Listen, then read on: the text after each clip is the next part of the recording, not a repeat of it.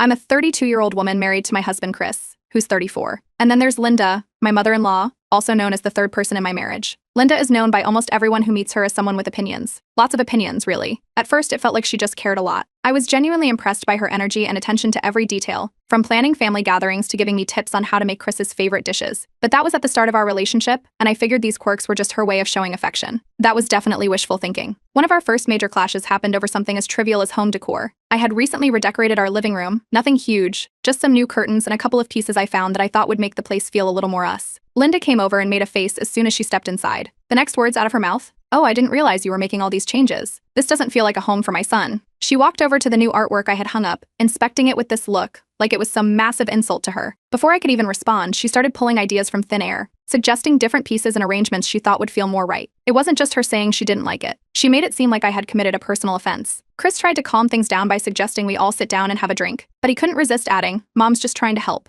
There it was, his standard response, as if her barging in and judging every little decision was somehow an act of kindness. But this was just a sample of what was to come. I'm talking about the full experience that followed, where Linda seemed to be on a mission to remind me that she had been in Chris's life long before I came around and frankly wasn't going anywhere. The flashbacks hit hardest around our wedding. I still remember when I thought choosing my dress would be this magical experience. But instead, Linda turned it into a project of her own. She had suggestions for everything, from my dress style to the color of the flowers. When I finally settled on a dress, she had the audacity to tell me, "I would have thought you'd pick something more timeless." That sentence burned, but again, Chris was quick with his standby. She just wants the best for us. My friends warned me even back then. They'd say, "You sure you're ready for a lifetime of Linda?" They weren't exactly joking, but I didn't listen, thinking things would settle after we got married. They didn't. In fact, they escalated. Without even asking, Linda took it upon herself to organize a few family gatherings at our home. Not like, "Hey, I was thinking of having a get-together. Would that be okay?" No. She would just inform me, "We're having dinner here on Friday," as if it was already decided. Chris saw this as her being considerate since we didn't have to go anywhere, while I saw it as a complete lack of respect.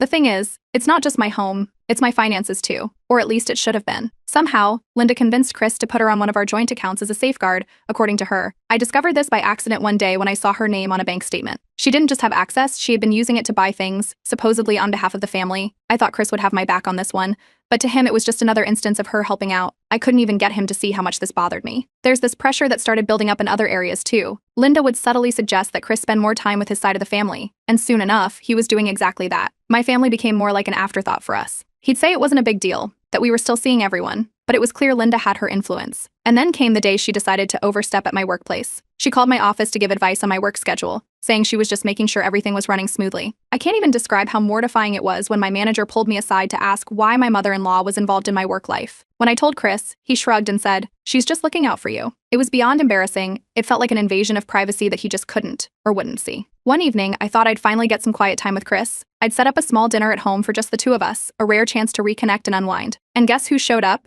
Completely unannounced. Just as we were about to eat, Linda walked in, declaring she didn't want to intrude but figured she'd join us anyway. I could feel my patience slipping, but any hint of frustration only led to Chris saying, "She's just trying to be close to us." Close? At this rate, she might as well have moved in. And that's when I realized something had to give. This wasn't just her trying to be helpful. My marriage was becoming something that seemed more like a power struggle between me and Linda. I started feeling like a visitor in my own life, watching as someone else called the shots while I got sidelined. I'm sharing this now because I need to know if I'm overreacting. Chris keeps telling me I am, and it's starting to get to me. But deep down, I think this isn't how things should be. Update 1. After that night Linda showed up at our private dinner, it was like a switch had flipped. I couldn't keep holding my breath, waiting for her next intrusion or Chris's next excuse. So I decided to confront him directly. We sat down, and I told Chris that if he didn't put clear boundaries in place with his mother, I couldn't see how our marriage would work. At first he looked surprised, then defensive. He claimed I was blowing things out of proportion, repeating the same old line that Linda was only trying to help. I didn't even recognize who he was siding with anymore. I suggested maybe we should try couples therapy to get a neutral perspective on everything, and after a long silence, he finally agreed, though it was clear he wasn't thrilled. A few days later, I found out Linda had heard about the therapy. She practically scoffed, suggesting I was high maintenance and that the therapy was unnecessary. To make things worse, she'd decided to take matters into her own hands by inviting my parents over, without telling me, to talk some sense into me. My parents, thankfully, saw right through it and defended me. They were shocked at Linda's constant interference and promised they had my back.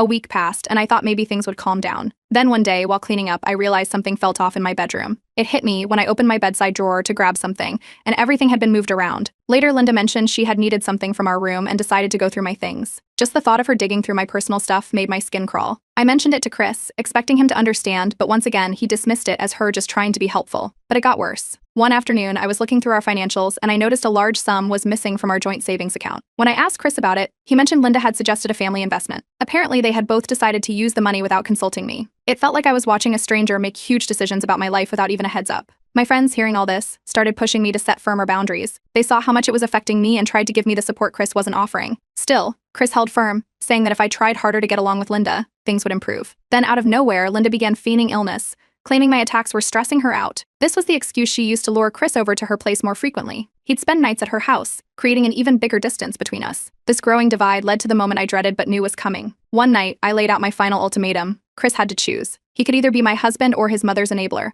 but he couldn't be both. He looked at me, almost hurt, and said he couldn't be forced into making a decision like that. That was when I realized just how deep Linda's grip on him was. I felt cornered, unsure of what else I could do to get through to him. So, I took to Reddit, desperate for advice. I laid out everything, Linda's constant interference, Chris's excuses, and all the ways it had escalated. I asked people if I was overreacting, hoping someone would tell me how to fix things. Update 2. After laying it all out on Reddit, the responses came pouring in, and they weren't subtle. People were blunt. Chris's behavior wouldn't change unless he faced real consequences. So after mulling it over, I decided to take a step back. I packed a few essentials and went to stay with a friend for a while, hoping that a little distance might make Chris see what he stood to lose. Not even a day later, Linda went into full-blown damage control mode. She started spreading the story that I had abandoned Chris, turning it into some dramatic tale of desertion. Apparently, she was telling everyone in the family that I had just walked out, leaving Chris devastated. According to her, I was the unstable one, and she was the dutiful mother trying to pick up the pieces. As if that wasn't enough, Chris's siblings reached out, thinking they could mediate and bring us back together. They invited us both over to one of their homes for a calm discussion, and despite my better judgment, I agreed.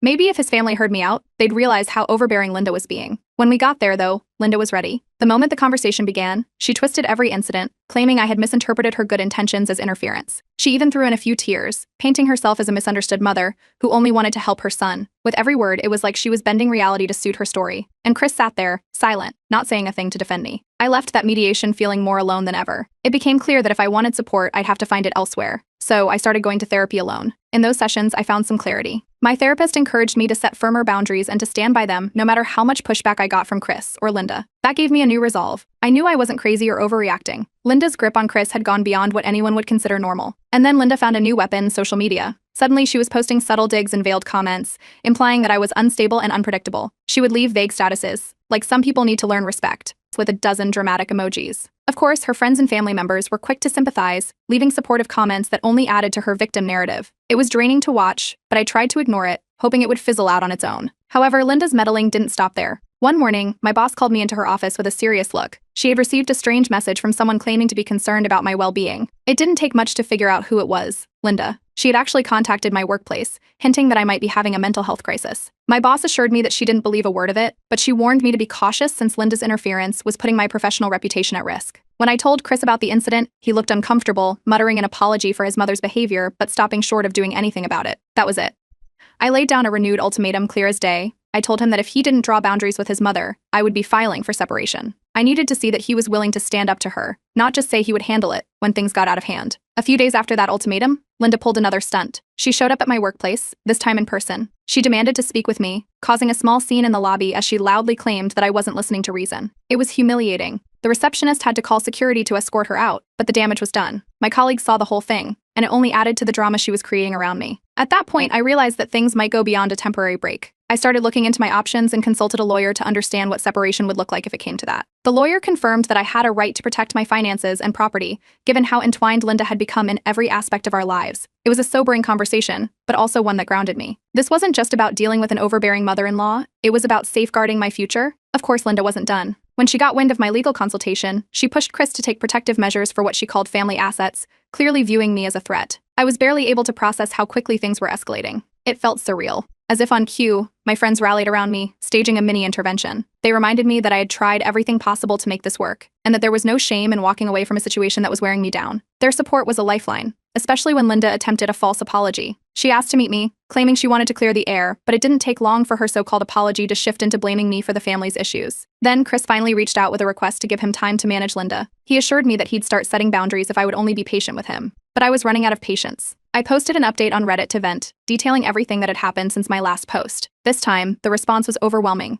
Thousands of people poured in with messages of support, sharing similar stories and urging me to take control. It was validating in a way I hadn't expected. These people didn't just sympathize, they understood. Update 3. After that last Reddit post, the support I got was a real wake-up call. I had put so much time and energy into trying to keep things together, but the truth was that nothing was going to change if I didn't take a serious stand. So I decided it was time to make a move. I went ahead and filed for legal separation. I didn't give Chris a warning or a heads up this time, just filed the papers and sent them his way. Chris's reaction was exactly what I expected, pure shock. He came to me, asking if I was serious, like he didn't think I'd ever go through with it. But I was done waiting around for him to take action. As soon as he realized I wasn't backing down, Linda stepped in. She didn't waste any time. Almost immediately, she hired her own lawyer, claiming she needed to protect family assets from me, as if I were the one threatening their finances. To her, I was no longer her son's wife, I was the enemy. And just like that, the manipulation started again. Chris tried everything, telling me I was giving up too easily, that he didn't understand why I'd go this far. He tried to shift all the blame onto me, making it sound like I was the one tearing the family apart. When that didn't work, he got Linda involved, and together, they went on a mission to block me out completely. I was removed from every family chat, kept out of any updates or news. Suddenly, I was an outsider, and Linda made sure to keep it that way. Still, Chris wasn't entirely ready to let go. He reached out one night, saying he wanted to make things work, claiming he was working on setting boundaries with his mother. He practically begged me to give him another chance, promising he'd change, but he couldn't bring himself to actually confront Linda or make any meaningful change. His words meant nothing without action, and I'd already heard enough empty promises. Then I stumbled across something that made my blood run cold. While going through some of our financials, I discovered a series of secret bank accounts. They were in Chris's name, but Linda's signature was all over them. They'd been moving money around, hiding it from me, and Linda had access to every single account. There it was in black and white. They were actively cutting me out of everything, as if I was already gone. As if that wasn't enough, Linda decided to start spreading rumors about me. She told everyone that I had been unfaithful, trying to paint me as someone who was never committed to the marriage. People I'd known for years started looking at me differently, whispering behind my back, questioning my character. Linda's lies were relentless, and she was determined to ruin my reputation. It all came to a head at a family gathering that I had somehow managed to get invited to, despite Linda's best efforts. I went, thinking I could set the record straight, but the moment I walked in, Linda made a scene. She loudly accused me of abandoning the family, making it seem like I was the one who had walked away from everything. The looks on people's faces were a mix of pity and judgment, and for the first time, I felt completely humiliated.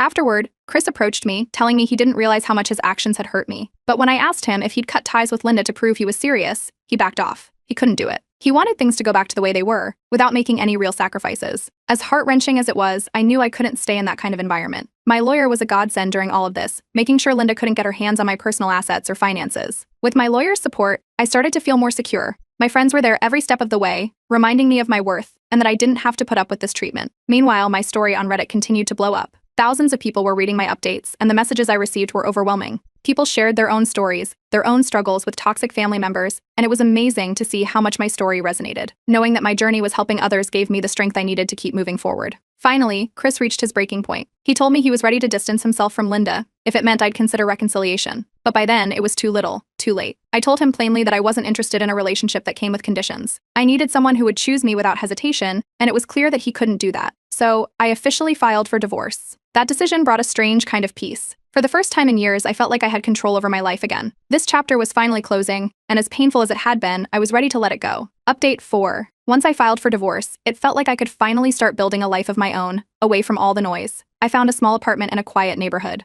It wasn't much, but it was mine, someplace where I could breathe without constantly looking over my shoulder, expecting Linda to pop up, or hearing another excuse from Chris. I moved in and slowly started setting up my own space, one that actually felt like home. Linda, of course, wasn't ready to let things go. She decided to get petty, sending a series of threatening letters through her lawyer, claiming I had damaged family property or abandoned marital obligations. But my lawyer saw right through it. Each threat was dealt with as quickly as it came in, and soon enough, Linda ran out of steam. Her attempts to control me from afar just weren't working, and the silence was blissful. With Linda finally out of the picture, I could focus on healing. I continued therapy, which became a huge part of my new routine. Those sessions helped me untangle all the mental knots Linda and Chris had left behind, and with each passing week, it felt like I was letting go of years of emotional baggage. I didn't realize just how much of myself I'd buried until I started digging it back up. It was a long process, but bit by bit, I felt lighter. My friends were my lifeline during this time. They decided to throw me a freedom party in my new place, complete with a toxic-free banner and balloons. It was the first real celebration I'd had in years where I felt entirely surrounded by people who had my back. We laughed, ate, and shared stories, and that night became a turning point for me. For the first time, I realized just how much love and support I had around me, something I'd almost forgotten while being so wrapped up in the drama with Chris and Linda. At work, things started looking up, too. Without Linda meddling and creating chaos, I could finally focus, and my boss noticed. My efforts were recognized with a new project that opened up more opportunities. Slowly but surely, my reputation began to recover, and my confidence grew. It was like a domino effect. As I started feeling better about myself, every other area of my life seemed to fall into place. And then one afternoon, Chris showed up at my door. He looked different, almost nervous, like he didn't belong in this part of my life anymore. He told me he'd finally cut ties with Linda, that he realized how much she'd meddled and how deeply it had hurt me. He asked for a second chance, claiming he'd do whatever it took to make things right. But as he spoke, I realized something I hadn't expected. I didn't feel anything. The connection I'd once clung to so desperately was gone. He was like a stranger standing in my doorway, and I told him I was done. My story had been gaining traction online all this time, with so many people following along and offering encouragement. Each time I posted, I received countless messages from others who had been through similar situations, thanking me for sharing and reminding me that I wasn't alone. The support was incredible, and knowing my story was helping others made me feel like this whole experience had a purpose. Linda, however, wasn't handling my newfound independence well. One day, someone sent me a screenshot of a post she'd made online, ranting about me ruining her family and manipulating Chris.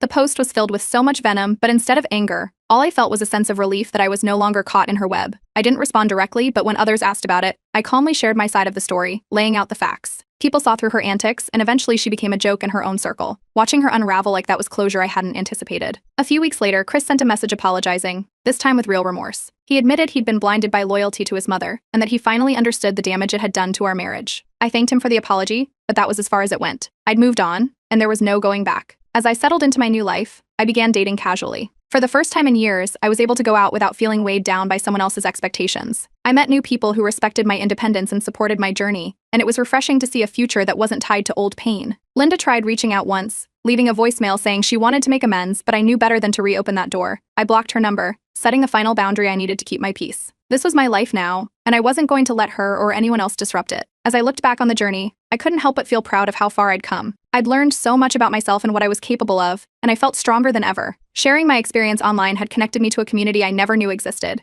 and the encouragement I received kept me going during some of the hardest moments. In my last post, I reflected on everything I'd learned, encouraging others to stand up for themselves and prioritize their own well-being. The messages of support and gratitude poured in, and I closed that chapter of my life with a feeling of gratitude. I was finally free, and the future was mine to shape however I wanted. Update 5. Once I had officially cut ties with both Chris and Linda, my life began to feel lighter. It was a strange, refreshing feeling waking up every day without the weight of their expectations and drama. I realized how much of myself I had set aside just to keep the peace, and now I finally had the space to figure out who I was outside of that marriage. To rediscover myself, I decided to pick up old hobbies I'd let slip over the years. Painting was the first thing I turned to. I set up a small art corner in my apartment, and for the first time in years, let myself get lost in colors, textures, and creativity. Each painting felt like reclaiming a part of me that had been hidden away. I also started hiking again, a passion I'd set aside during my relationship. Walking through the trails, surrounded by nature, brought me a sense of calm and fulfillment I hadn't felt in years. Therapy continued to play a big part in my journey. My therapist and I dove deeper, exploring why I had tolerated so much and what I could do to prevent similar patterns in the future. These sessions helped me prioritize my own needs and set healthy boundaries. Slowly, I could feel myself becoming stronger, creating a solid foundation for future relationships. My career took off too. Without the constant disruptions from Linda and the emotional strain from my marriage, I could finally focus. My boss noticed my hard work, and not long after, I was promoted to a senior position. It was a proud moment, a recognition of my abilities and resilience. I was building a new future on my terms, and it felt incredible.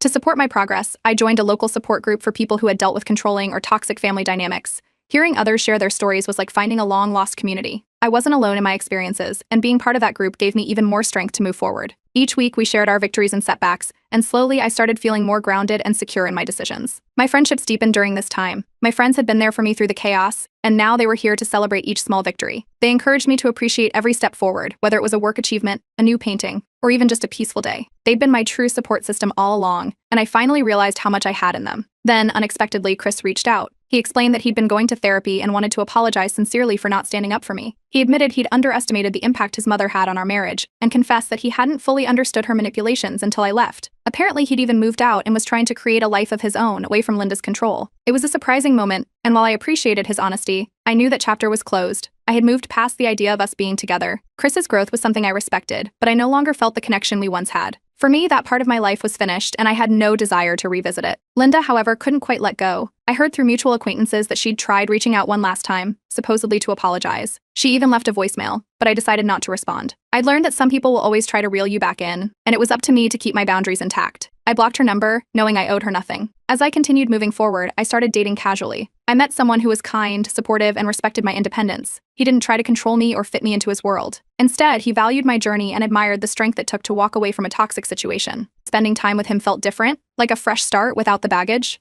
On Reddit, my story continued to reach others, sparking discussions and encouragement from people who had been in similar situations. My inbox filled with messages from readers who found strength in my updates, telling me how my journey had inspired them to set boundaries in their own lives. It was heartwarming to know that by sharing my story, I was helping others find their voices. Reconnecting with my family was another unexpected blessing. During my marriage, I'd often felt isolated, partly because of Linda's influence and partly because of my own struggles. But now I reached out more often, rekindling relationships and realizing just how much support I'd overlooked. My family welcomed me back with open arms, reminding me that I was never truly alone. To kiss this new chapter, I decided to write a letter to my younger self. I acknowledged the challenges I had faced and reminded myself of my worth, resilience, and capacity for growth. I told my younger self that she didn't have to settle for conditional love, and that prioritizing herself was the best decision she'd ever make. The letter felt like a final goodbye to the past, a reminder of everything I had overcome and the strength I had gained along the way. In my final update on Reddit, I shared this journey of rediscovery and growth, expressing my gratitude to the community that had supported me every step of the way. I closed with a message of hope, encouraging anyone going through similar struggles to trust themselves and know that it's possible to rebuild, to move on, and to find joy on the other side. I felt ready to embrace the future with a heart full of gratitude, strength, and a determination to live a life that truly belonged to me.